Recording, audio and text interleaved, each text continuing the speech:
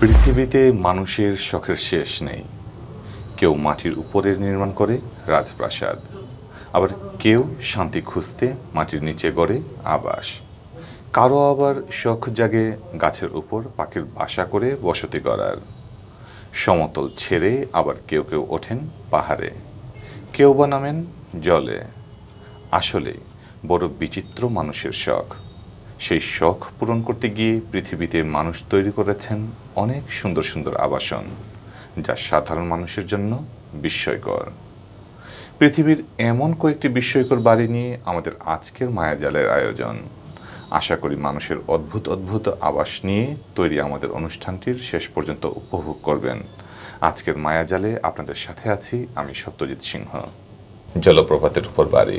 1935 সালে আমেরিকার পূর্ব প্রান্তের প্রদেশ পেনসিলভেনিয়ায় এক অদ্ভুত দৃষ্টিনন্দন বাড়ি তৈরি করেন বিখ্যাত মার্কিন স্থাপত্যবিদ ফ্রাঙ্ক লয়েড রাইট। রাইটের জীবনের সেরা নকশা ছিল এই জলপ্রপাত বাড়ি, কারণ পুরো বাড়িটি নির্মিত হয়েছে একটি জলপ্রপাতের উপর। তৎকালীন মার্কিন ধনকুবের এডগার পেনসিলভেনিয়ার অ্যাপ্লেশিয়ান পাহাড়ের মাঝে বেয়ার রান জলপ্রপাতের অংশে কিছুটা জমি কিনে এই বাড়ি বানানোর উদ্যোগ নেয়। স্থাপত্যবিদ লয়েড গোটা জায়গা দেখে সার্ভে করে নিয়ে গেলেন। এরপর তৈরি করলেন নকশা। পাহাড়, জঙ্গল আর জলপ্রপাতের সমন্বয়ে এমন বাড়ি নিঃসন্দেহে একটা মাইলফলক। এমন প্রকৃতির মাঝে নির্মিত হয় অবশেষে এই অনিন্দ্য সুন্দর বাড়িটি। এ যেন রূপকথার গল্প থেকে উঠে আসা কোনো রাজপুরী। একেবারে জলপ্রপাতের উপর হাওয়ায় জলপ্রপাতের অবিরাম শব্দও যেন প্রশান্তি এনে দেয় মনে। পাহাড়ের বুকে ঘরের মধ্যে জল পড়ার শব্দ, সবুজ প্রকৃতির মধ্যে যেন মায়াবী এক পরিবেশ। গেরুয়া আর কালচে লাল রঙের এই বাড়ি আজও স্থাপত্যবিদ্যায় এক মাইলফলক হয়ে রয়েছে। পাহাড়ে পাথর বাড়ি। পর্তুগালের উত্তরে কাজা দো পেনেদো শহরের প্রান্তে রয়েছে ফাঁক পাহাড়। সেই পাহাড়ের ঢালে পাথর কেটে বানানো হয়েছে এক বাড়ি। 4টে গ্রানাইট পাথর আর মাথায় কংক্রিটের ছাদ। এই হলো বাড়ির কাঠামো। তবে ছাদ কংক্রিটের কিনা তাই নিয়ে মতভেদ রয়েছে। বাড়ির জানালায় আবার বুলেট প্রুফ কাঁচ লাগানো। ঘরের ভিতর ফায়ারপ্লেস এর ব্যবস্থা রয়েছে। একটা বড় পাথর কেটে সুইমিং পুলও বানানো হয়েছে। পাহাড়ের প্রায় 2000 ফুট উঁচুতে রয়েছে এই স্টোন হাউস। স্থানীয়ভাবে পাথরের এই বাড়িটি সেলরিকো দো বাস্তো নামে পরিচিত। এখন অবশ্য সে বাড়িটি কেউ থাকে না, কিন্তু 1972 সালে এটি তৈরি হয়েছিল অবসর সময় কাটানোর জন্য। 2 বছর লেগেছিল বাড়িটি তৈরি করতে। পাথরে বাড়িটি আসল মালিক কে ছিলেন সেটি জানা যায়নি। তবে এখন স্থানীয় প্রশাসন এটিকে মিউজিয়াম হিসেবে ব্যবহার করছে।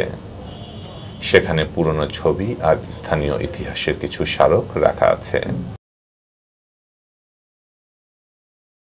খরস্রোতা নদীর বাড়ি। খরস্রোতা নদীটির আশপাশে বসবাস করতে শুরু করে কিছু মানুষ, যার আশেপাশে ছিল কিছু বসতি। কিন্তু 20 শতাব্দীর শেষে সেই নদীর উপরই ঘর বানানো শুরু করে তারা। সার্বিয়ার 160 কিলোমিটার পশ্চিমে নদীটির নাম ড্রিনা রিভার। এই নদীতে রয়েছে বেশ কিছু পাথরের স্তম্ভ। এই পাথরগুলোর উপর বাড়ি তৈরি করতে পারলে হবে বসবাসের জন্য আদর্শ। এই ভাবনা থেকেই প্রথম তৈরি হয়েছিল বাড়ি। খরস্রোতা এমন নদীর মাঝে রাত কাটানো নিশ্চয়ই দারুণ লোভনীয় ব্যাপার, তাই না? কোস্টারিকায় গাছে গাছে বাড়ি। কোস্টারিকার পুরো এক গ্রাম গড়ে উঠেছে জঙ্গলের গাছে গাছে বাড়ি তৈরি করে। সভ্যতার শুরুতে মানুষ গাছে গাছে এমন বাড়ি তৈরি করলেও এখন গাছের উপর বাড়ি নির্মাণ সত্যিই অদ্ভুত ব্যাপার।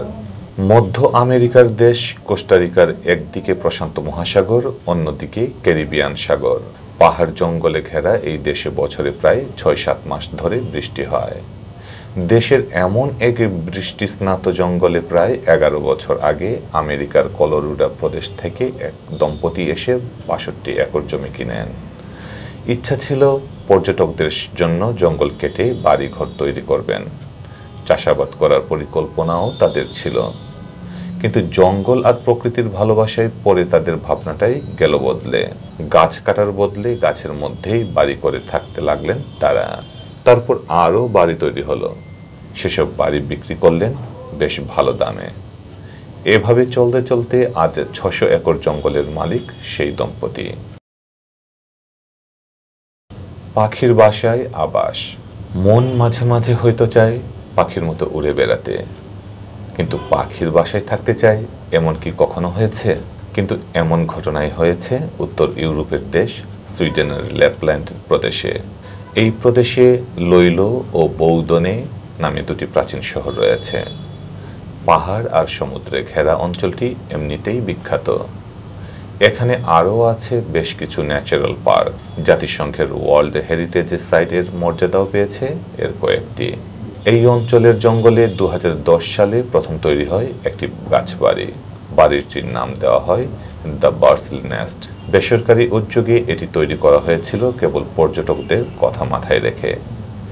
জঙ্গলে ঘুরতে এসে সেখানে রাত কাটানোর অভিজ্ঞতা সংগ্রহের জন্য এই পাখির বাসাকেই বেছে নেন আগত মানুষ। চারদিকে গাছের মাঝে ঝুলে রয়েছে কাঠের বাড়ি, তার মধ্যে এই পাখির বাসায় রাত কাটানো নিঃসন্দেহে দারুণ এক অভিজ্ঞতা। পোল্যান্ডে উল্টো বাড়ি। আগে কখনো উল্টো ঘর দেখেছেন? যদি না দেখে থাকেন তাহলে এবার দেখুন। এই ঘরটি প্রথমবার দেখলে আপনি মনে করবেন এই জায়গায় ভূমিকম্প হয়েছে কিংবা কোনো প্রাকৃতিক দুর্যোগে বাড়ির এমন চেহারা, কিন্তু না, এই ঘরটি এরকম উল্টো ডিজাইন করেই নির্মাণ করা হয়েছে। এই চমকে দেওয়া ঘরটি পোল্যান্ডে অবস্থিত, আর এটা পেট্রিয়াল ড্যানিয়েল নির্মাণ করেছেন। পৃথিবীর সবচেয়ে আজব ঘরগুলোর মধ্যে এটি একটি। এটা নির্মাণ করতে ১১৪ দিন সময় লেগেছে। শ্রমিকদের এই স্থাপনাটি নির্মাণ করতে অনেকের সমস্যারও সম্মুখীন হতে হয়েছিল বলে জানা গেছে। ইতালির সবুজ বাড়ি। বাড়িটির নাম ভেন্তিচিনকে ভের্দে, বাংলায় যার অর্থ দাঁড়ায় ২৫ নম্বর সবুজ বাড়ি। ইতালির তুরিন শহরের এই সবুজ বাড়িটি যে স্থপতি তৈরি করেছেন তাকে খোদ জুভেন্টাস তুরিন ফুটবল ক্লাবের একটি সবুজ হোটেলের নকশা করতে দেওয়া হয়েছিল, কারণ বাড়িটি সে অঞ্চলে বিখ্যাত। দেখলে মনে হবে যেন জঙ্গল আর মাচার সংমিশ্রণে বাড়িটি। কিন্তু শহরের মধ্যে বাড়ির নাম ভেন্তিচিনকে ভের্দে, অর্থাৎ ২৫ নম্বর সবুজ বাড়ি নামের বাড়িটির ৫ তলায় ১১৫টি বড় বড় টবে নানা ধরনের গাছপালা লাগানো আছে। স্থপতি লুচিয়ানো পিয়া এক ধরনের সবুজ স্থাপত্যের স্বপ্ন দেখেছিলেন। স্থপতি এখানে যতটা সম্ভব প্রকৃতি প্রদত্ত মাল মশলা ব্যবহার করার চেষ্টা করেছেন, যাতে রাসায়নিক ব্যবহার করা হয়নি, যা প্রাকৃতিক নিয়মে পুরনো হয়, সময়ের সঙ্গে বদলাতে থাকে। যেমন এই লার্চ গাছের কাঠ, যার কোনো রাসায়নিক ট্রিটমেন্ট করা হয়নি। এই ইস্পাতেও মরচে ধরবে, সময়ের সঙ্গে সঙ্গে তা বদলে যাবে। সব মিলিয়ে বেশ একটি সুন্দর এফেক্ট।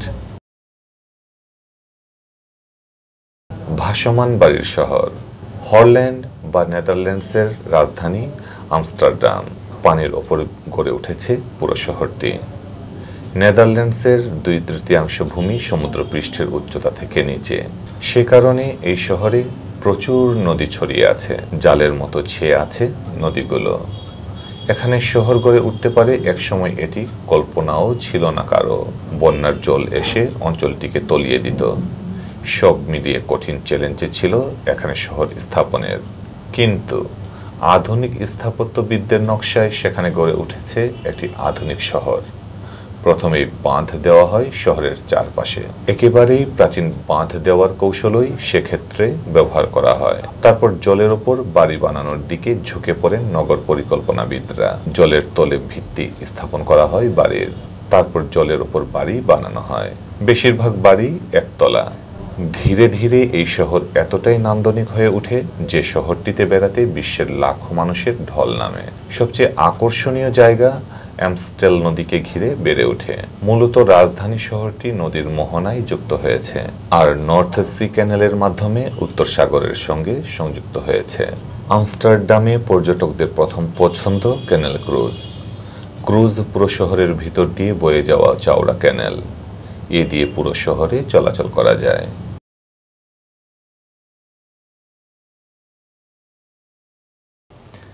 পৃথিবীতে আমাদের জানার ও দেখার শেষ নেই। আমাদের জানার বাইরে রয়ে গেছে অনেক অজানা অদেখা রহস্য। এসব রহস্যময় প্রাণ প্রকৃতি আর স্থাপত্য নিয়ে আমরা প্রতি সোমবার রাতে মায়াজালের নতুন পর্ব নিয়ে হাজির হব আপনাদেরই সামনে।